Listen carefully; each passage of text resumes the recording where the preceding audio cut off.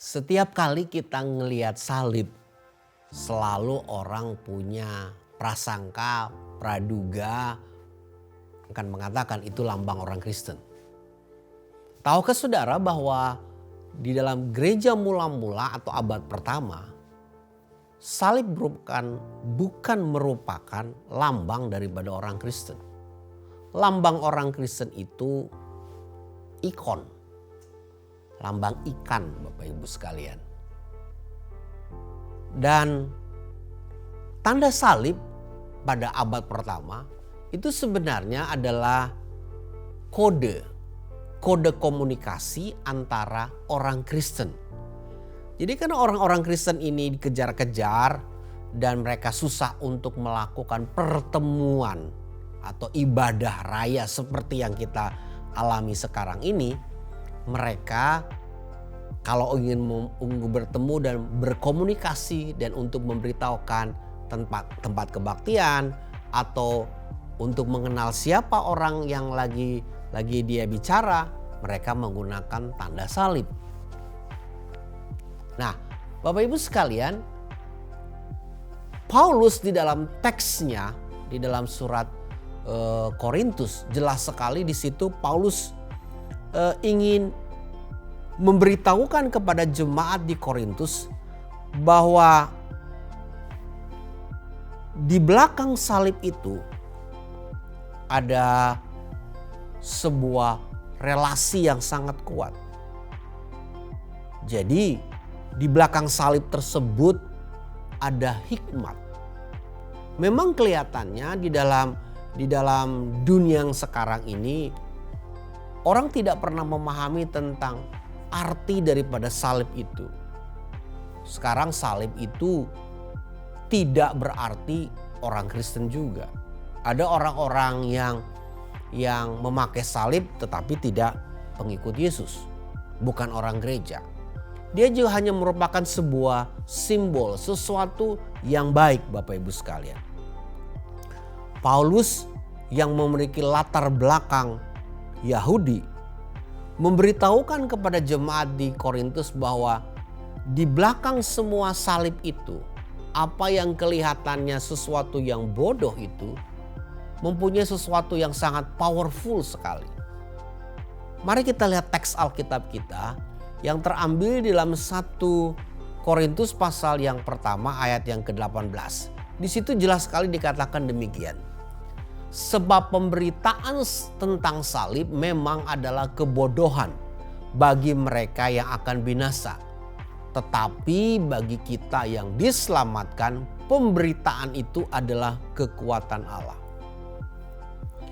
Jadi salib bagi Paulus adalah sesuatu yang bagi orang dunia adalah suatu hal yang bodoh. Kenapa bodoh? Karena Bapak Ibu sekalian, orang yang tergantung di kayu salib itu adalah orang yang biasanya mendapatkan hukuman yang terberat. Dan setiap kali ada orang disalib, digantung di kayu salib, dipakukan di kayu salib, itu menandakan bahwa dia melakukan pelanggaran yang sangat berat. Nah, sekitar tahun 67 Bapak Ibu sekalian, ketika Jenderal Titus hendak mengepung kota Yerusalem dan akhirnya Yerusalem ditaklukkan oleh Titus. Tapi selama bertahun-tahun Titus itu tidak bisa menguasai Yerusalem walaupun dia sudah dikepung. Dan menarik Bapak Ibu sekalian, ketika Titus bisa menguasai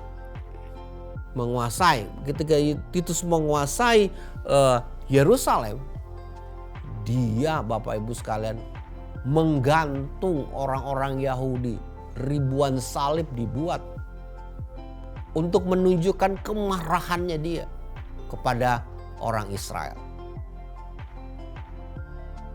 Bagi orang dunia, kata Paulus, salib itu merupakan sebuah kebodohan. Tetapi bagi kita itu merupakan sebuah kekuatan Allah. Apa maksudnya? Karena di balik salib tersebut ada cerita yang luar biasa yang Allah ingin sampaikan kepada manusia tentang Allah yang datang ke dalam dunia ini menjadi serupa dengan manusia dalam Kristus Yesus, mati untuk manusia itu, dan cara matinya adalah cara yang paling hina. Itu sebabnya banyak orang berpikir, mana mungkin salib itu merupakan lambang kehebatan Allah yang menyelamatkan dunia ini. Salib ada lambang kebodohan, sesuatu yang foolish, sesuatu yang tidak bernilai, sesuatu yang di luar pemikiran manusia. Tetapi justru itulah cara yang dipakai Allah untuk menunjukkan karyanya kepada manusia. Di dalam Galatia pasal yang ketiga ayat 13, coba kita lihat ayat tersebut. Galatia, surat Galatia pasal yang ketiga ayat yang ke-13. Ini surat yang bagus Bapak Ibu, pernyataan daripada Paulus tentang bagaimana salib itu merupakan sesuatu yang mengerikan. Coba kita baca. Kristus telah menebus kita dari kutuk hukum Taurat dengan jalan menjadi kutuk karena kita. Sebab ada tertulis, terkutuklah orang yang digantung pada kayu salib. Jadi sebenarnya orang-orang yang digantung di kayu salib itu adalah orang-orang yang terkutuk.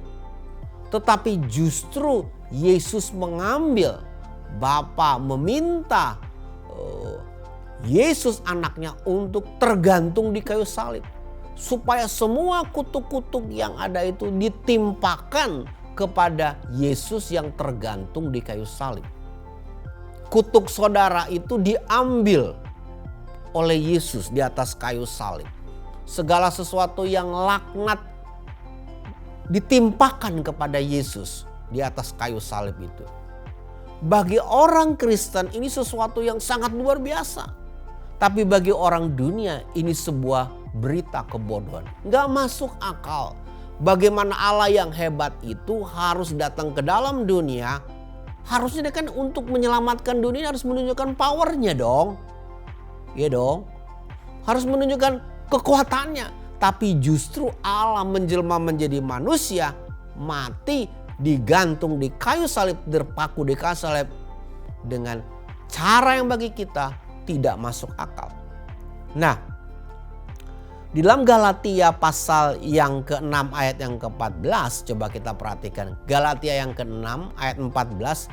Di situ menarik pernyataan daripada Paulus juga nih. Paulus. Jadi kita akan lihat Paulus berbicara banyak tentang salib ini. Galatia pasal yang ke-6 ayat yang ke-14 mengatakan demikian.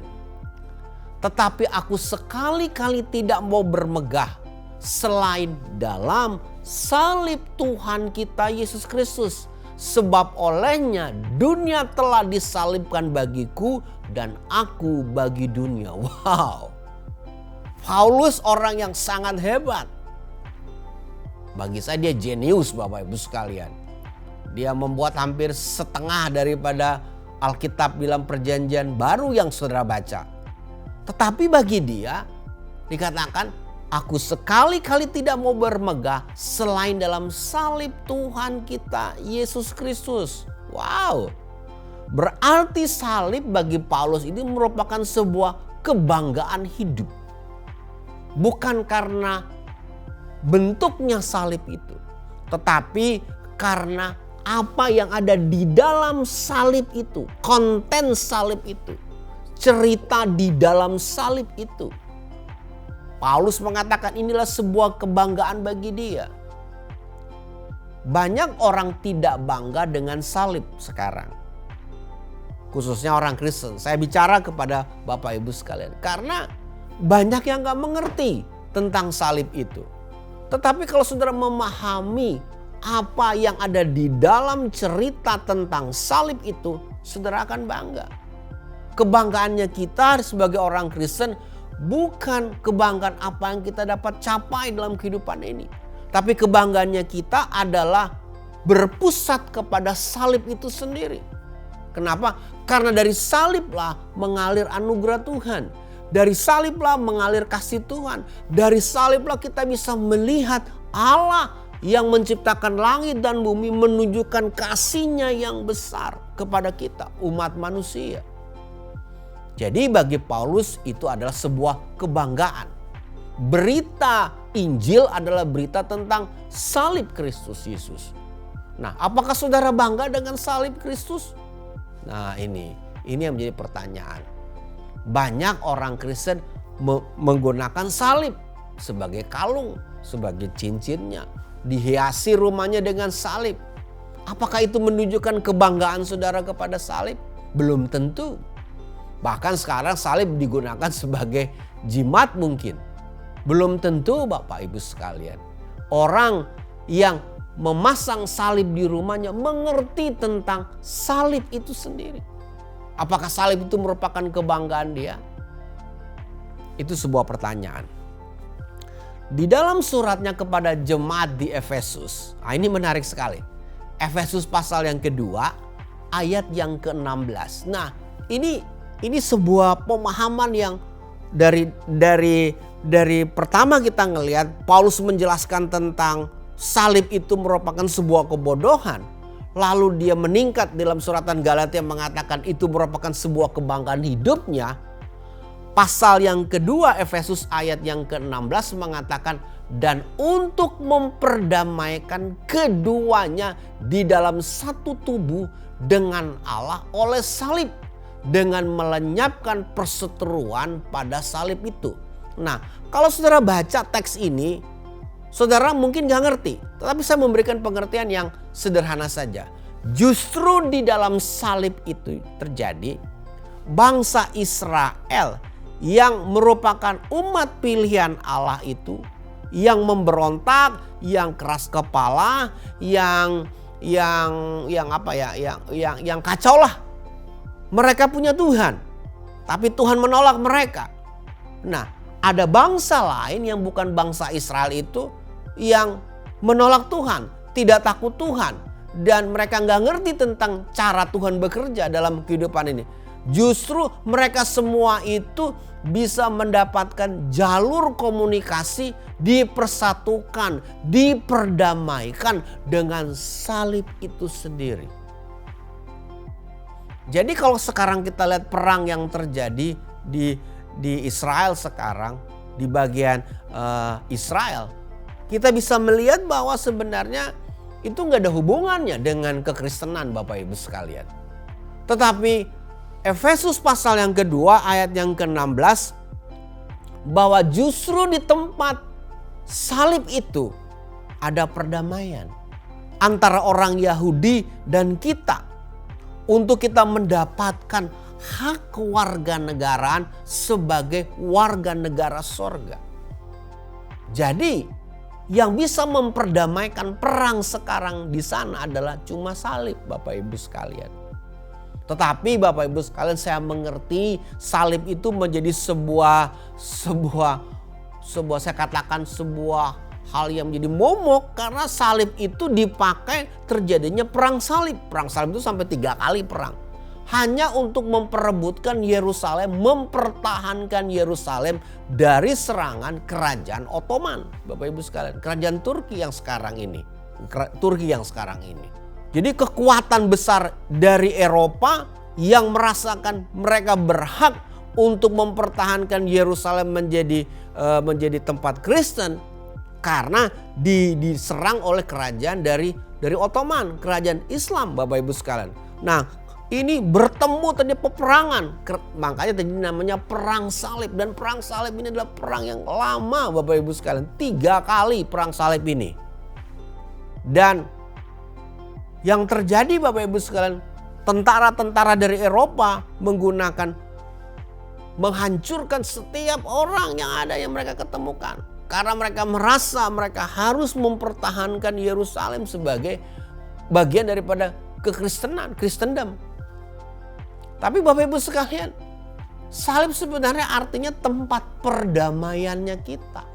Mempertemukan antara orang Yahudi yang punya hukum Allah tetapi memberontak dan kita yang tidak punya hukum Allah yang jauh daripada Tuhan dipersatukan dalam salib Kristus supaya kita memiliki hak di dalam kerajaan Dia. Kita menjadi warga negara kerajaan sorga. Coba kita lihat di dalam surat Kolose pasal yang pertama ayat yang ke-20 dan Kolose pasal yang kedua ayat 14. Coba kita lihat surat Kolose. Kolose pasal yang pertama ayat yang ke-20. Kalau saudara ada Alkitab, saudara bisa lihat.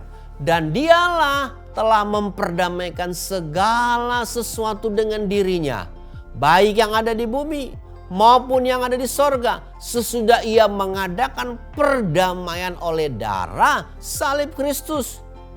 Jadi justru salib itu adalah tempat perdamaian. Tadi kita baca dalam Efesus pasal yang kedua ayat 16, perdamaian antara orang Yahudi dan non-Yahudi. Sekarang perdamaian antara yang di sorga dan yang di bawah. Wow, ini lebih mendalam lagi. Paulus menjelaskan, diperdamaikan, baik yang ada di bumi maupun yang di sorga, sesudah ia mengadakan pendamaian oleh darah salib Kristus. Jadi Bapak Ibu sekalian, semakin jelas kita melihat bahwa salib itu sesuatu yang sangat powerful sekali.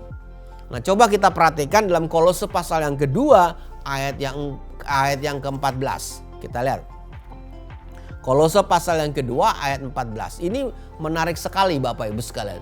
Dengan menghapuskan surat hutang yang oleh ketentuan-ketentuan hukum mendakwa dan mengancam kita, dan itu ditiadakannya dengan menaklukkannya pada kayu salib. Wow, manusia itu berhutang kepada kuasa kegelapan. Dosa mengakibatkan kita ini dimiliki oleh kuasa kegelapan. Setan dan antek-anteknya memiliki kita.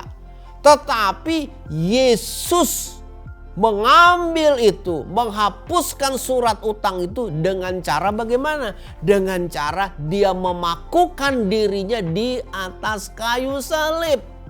Jadi Bapak Ibu sekalian, kita semakin mengerti bahwa ternyata salib yang kita lihat itu bukan sesuatu sekedar lambang Bapak Ibu. Tetapi apa di dalam balik semua yang terjadi dalam salib itu membuat kita paham. Wah, manusia ini terjual Bapak Ibu sekalian. Karena dosa terjuallah kita. Kita menjadi milik kuasa kegelapan. Hidupnya kita ini masuk neraka Bapak Ibu sekalian. Habis kita mati langsung masuk neraka. Karena apa? Karena kita udah terjual. Tetapi puji Tuhan, Yesus datang ke dalam dunia, mati di kayu salib untuk apa? Meniadakannya. Meniadakan surat utang. Surat utang itu dibayar oleh Yesus lunas. Jadi Bapak Ibu sekalian, saudara sekalian, betapa untungnya kita mengerti akan salib ini. Nah, hal yang lain juga Bapak Ibu sekalian, kalau kita memperhatikan dalam surat Ibrani.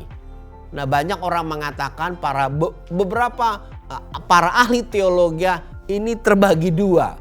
Ada yang mengatakan ini suratnya bukan suratnya Paulus. Ada yang mengatakan ini suratnya Paulus. Tetapi saya lebih cenderung untuk mengatakan ini suratnya Paulus dengan beberapa alasan. Tetapi saya tidak akan berbicara tentang masalah yang demikian. Tapi kita lihat dulu Ibrani pasal yang ke-12 ayat yang ke-12. Dikatakan demikian. Ibrani 12 ayat yang ke-12. Kalau Bapak Ibu punya Alkitab, mari kita perhatikan. Ibrani 12 ayat yang ke-12. Sebab itu kuatkanlah tangan yang lemah dan lutut yang goyah. Oke. Oh, kita perhatikan dulu Ibrani 12 ayat yang kedua. Ibrani 12 ayat yang ke-12 itu berbicara tentang masalah doa. Tetapi Ibrani 12 ayat yang kedua, marilah kita melakukannya dengan mata yang tertuju kepada Yesus yang memimpin kita dalam iman dan yang membawa iman kita itu kepada kesempurnaan. Nah, perhatikan ini, yang dengan mengabaikan kehinaan tekun memikul salib ganti sukacita yang disediakan bagi dia yang sekarang duduk di sebelah kanan tata Allah. Nah, perhatikan baik-baik. Ternyata salib itu bagi penulis surat ini, Paulus yang saya percaya, itu merupakan emblem kehidupan. Sebuah lambang kehidupan. Lambang kehidupan orang percaya. Yang memimpin kita dalam iman. Yang membawa iman kita kepada kesempurnaan. Yang dengan mengabaikan keinginan tekun memikul salib ganti. Tekun memikul salib. Yesus itu tekun memikul salib. Artinya dia memberikan contoh. Contoh kehidupan. Emblem, sebuah tata cara, emblem, lambang. Sebuah desain hidup Bapak Ibu sekalian. Kehidupan orang Kristen itu teladannya kalau kita belajar hidup itu belajar kepada salib. Saudara mau menjadi orang Kristen yang baik, belajar kepada salib. Karena dalam salib diajarkan tentang apa? Banyak hal. Jadi penulis surat ini, penulis Ibrani mengatakan itu merupakan sebuah contoh, sebuah lambang. Bagaimana kehidupan itu dijalani. Yang berikutnya, di dalam 1 Petrus pasal yang kedua ayat yang ke-24, penulis surat ini, jadi agak sedikit kita berpindah dari Paulus kepada Petrus. 1 Petrus pasal yang kedua ayat yang ke-24 mengatakan demikian. 1 Petrus pasal yang kedua ayat 24. Karena itu ia sendiri telah memikul dosa kita di dalam tubuhnya di kayu salib. Supaya kita yang telah mati terhadap dosa hidup untuk kebenaran. Oleh bilur-bilurnya kamu telah sembuh. Ia sendiri telah memikul dosa kita. Apa maksudnya? Di dalam tubuhnya di kayu salib. Petrus ingin menjelaskan ini merupakan sebuah model kehidupan. Tadi Paulus mengatakan ini merupakan emblem, sebuah lambang, sebuah simbol kehidupan. Tetapi Petrus lebih menjelaskan lagi ini merupakan sebuah model kehidupan. Yaitu hidup di dalam kebenaran Bapak Ibu sekalian.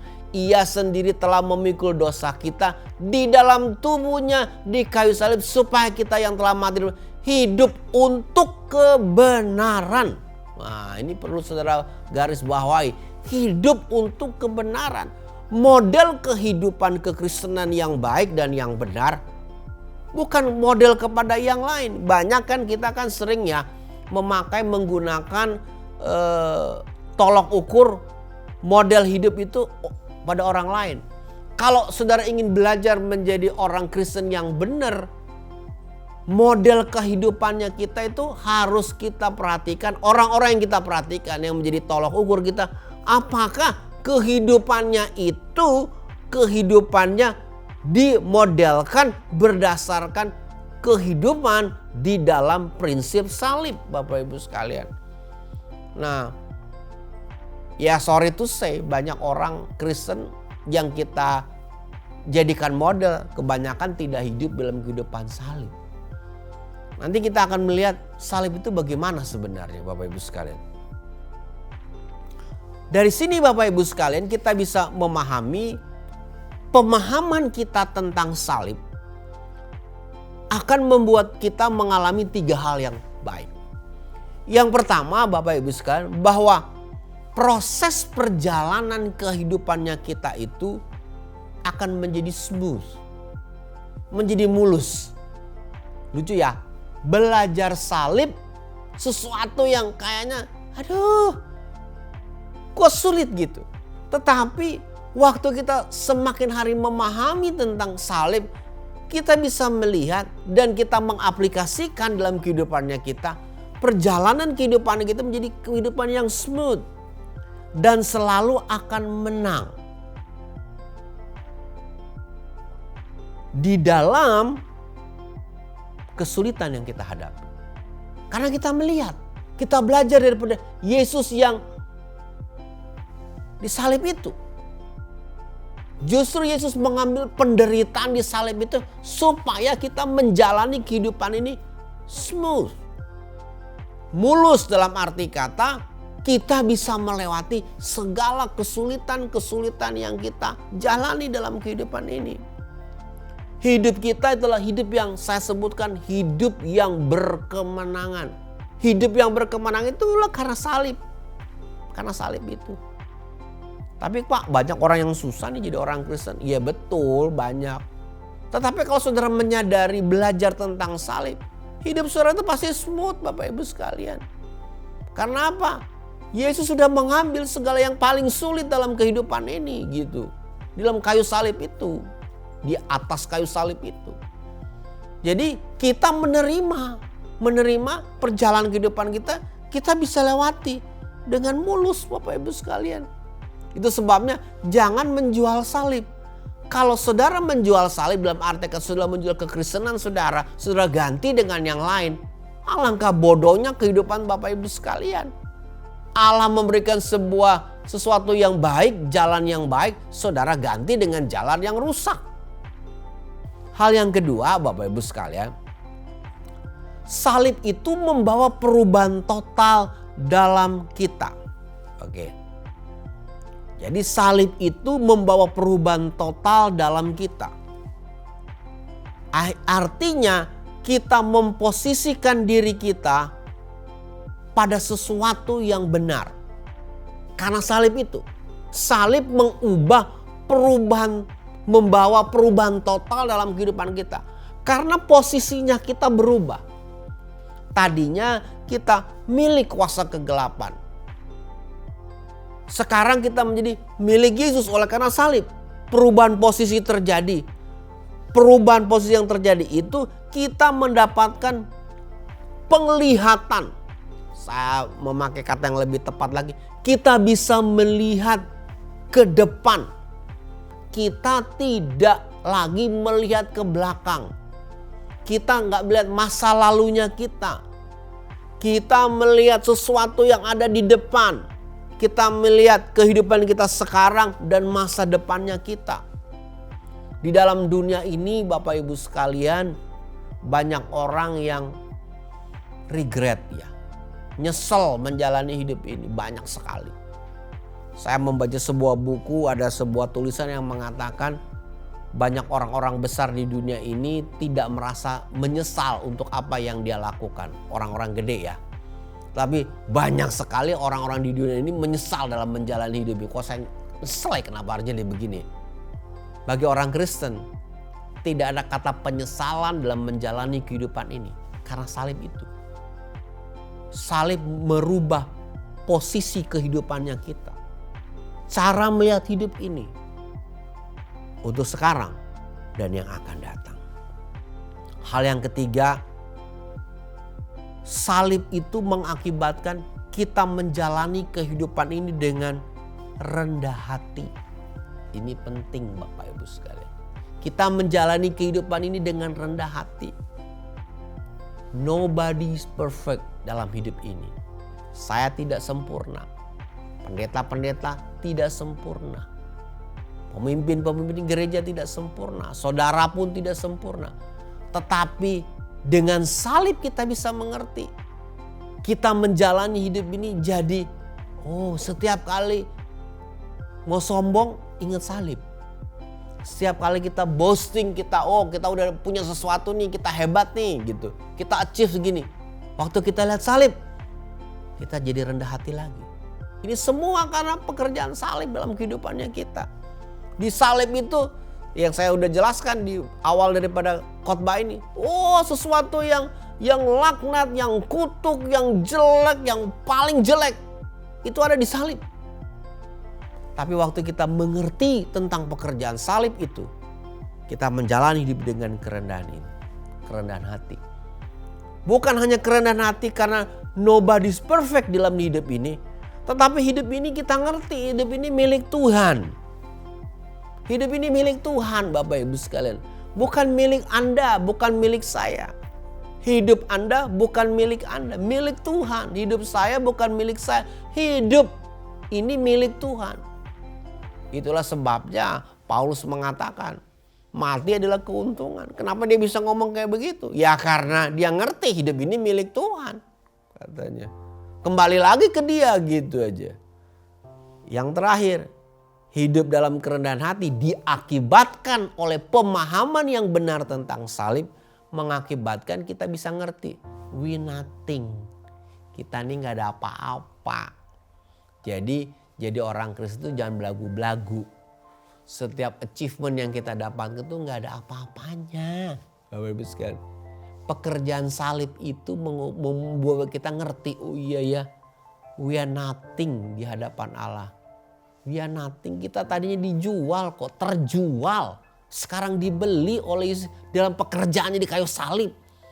Jadi saudara mau bangga apa? Bapak Ibu sekalian. Gak ada yang bisa kita banggakan di dunia ini. Udahlah jangan bangga-banggain tentang kekayaan, tentang posesinya saudara, tentang hartanya saudara, tentang achievement kehidupannya saudara, tentang greatness kehidupan saudara. Kalau kita belajar salib, kita mengatakan iya nothing ya. Bapak Ibu sekalian, doa saya pada hari ini supaya saudara mengerti bahwa salib itu bukan sebuah permainan Bapak Ibu sekalian. Mengerti salib itu sesuatu yang sangat fundamental di dalam perjalanan kekristenannya kita.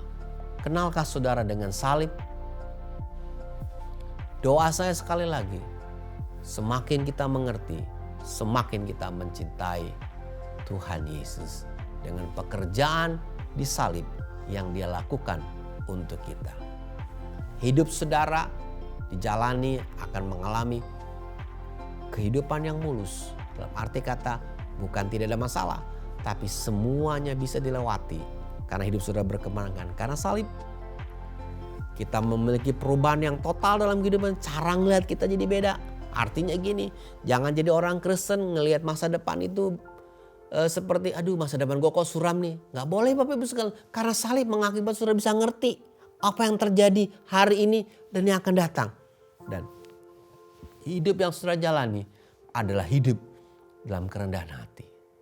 Dalam kerendahan hati artinya kita mengerti. Ya, jalan hidup saudara dengan kemenangan. Dan kemenangan dimiliki karena Yesus melakukannya di atas kayu salib. Tuhan berkati. Shalom.